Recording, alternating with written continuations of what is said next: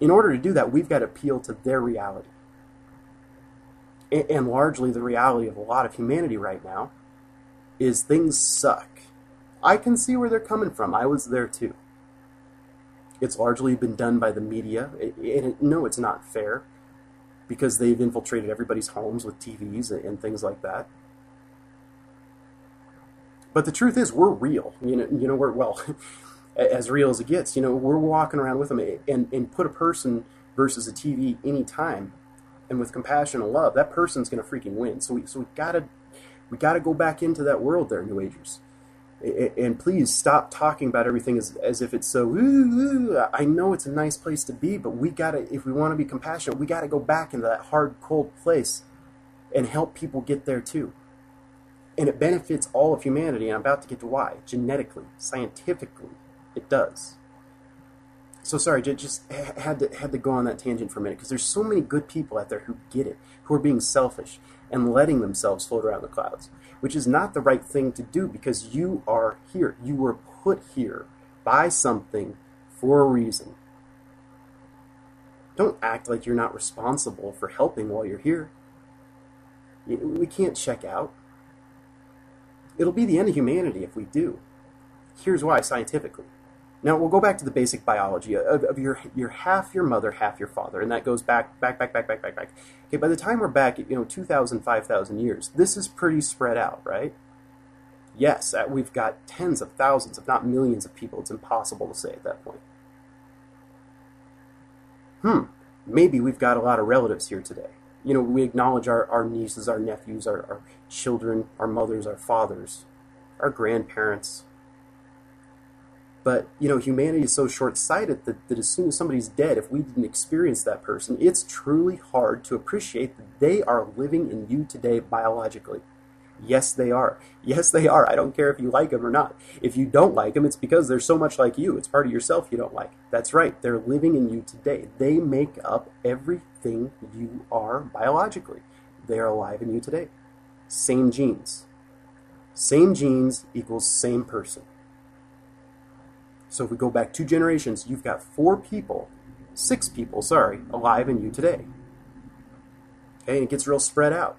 So it doesn't take us too far to get that, what we get to is that we get to the logical point where when we pass somebody on a street and they make us mad, they're a relative. They are. Somewhere in there, they are. And I'm entirely confident in the fact, and good luck proving it, because genealogy and ancestry, boy, that's fun stuff to get into, because you find all these people who are dead and you never experienced, and you read about them like, oh my God, that's me. I've done a little bit of that, but once you go back 3 or 4 generations, you've lost darn near everybody. It just all blends together, right? So next time you're pissed at somebody, look at that person and realize, this is a brother. Maybe only, whereas a brother is 50% you, maybe it's only 0.02%. But let's think about identical twins. What we know about identical twins, that they feel the same thing at the same time. Something will happen all the way across the country, and they'll feel the other one's pain, literally. You know why? Because genetically, they're almost exactly the same person. And the only reason they're not the same person is because DNA continues to record and rebuild as we go. It keeps a living record of everything that's happened to us. So at the point of birth, or I guess a point of conception, wherever they split, at that point they've got new DNA, but largely what they fall on is the same, meaning they are almost exactly the same person, plus their own personal experiences. And being raised together, they're going to have a lot of similar experiences. Now the point being, we should be big enough to see that any other human on this planet, and it goes further than that, but any other human on this planet is part of us. When we hurt them, we hurt ourselves. So can we stop punching ourselves in the face and start being good to each other? Good to ourselves? Same thing. Same thing, guys. This is the truth. This is the way it works. And anyone who wants to argue with it, send me an email and point out the flaw in this, because it isn't there. And I have to interject here and just say, let my ADD kick in and say, my ass hurts. not in that way. I'm sitting on a really hard wooden chest that I have all my childhood memories in. I've decided it's an appropriate thing to sit on while I do this and some other things I do that are really important to me. You know, what a way to look at it. You know, because your experiences make who you are. So I'm sitting on my chest full of childhood stuff, but it is really hard, and God, my ass hurts. But I think it's important to interject humor into everything. Sorry, and I'm not funny, so that's what makes it difficult. But back to whatever the hell I was talking about. Oh, yes, that's right. I was being pretentious enough to tell everyone this is how things happen. Fact of the matter is, guys, this is how things happen. I'm a messenger, okay? I didn't figure this out. They told me. I'm supposed to pass the word on, and it's difficult because there's this huge battle of the egos going on down here. And I just want to interject and say from the bottom of my heart, I hope to God this doesn't get in the way of my message here. Okay? Because if you're projecting an ego on me when I say that I know all this stuff, because, yeah, it is building on Einstein. I don't want any of the freaking credit for it. Please, science, take this and run. You guys feel the need to prove everything. Maybe you guys will be able to do it, but I doubt it. For your own good, I wish you could. You guys are just maniacal about categorizing and proving everything. It's just like, not everything can be proven, guys.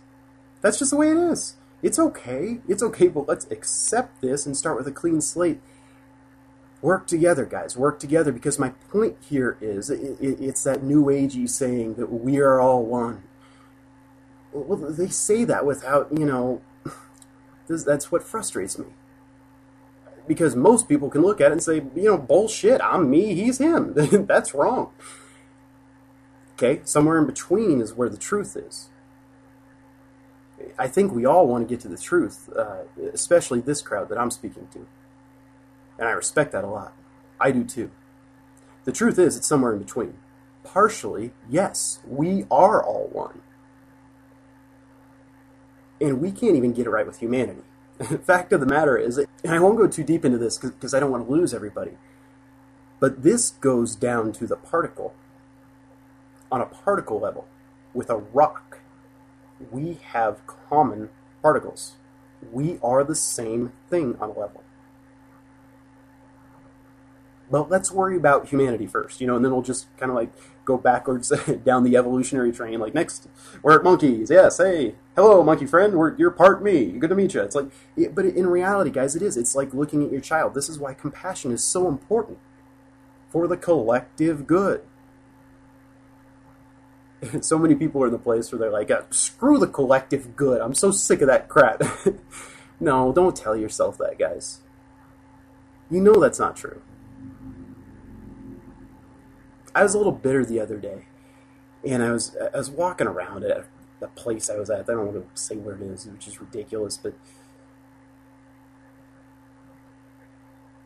I was at this place just observing people and just looking at people, and had this realization that, you know, I was sort of in a bitter mood, which we all get into sometimes, because, you know, there are some people doing some ridiculous things right now. You're punching humanity in the face, and they're a part of it, which is so frustrating.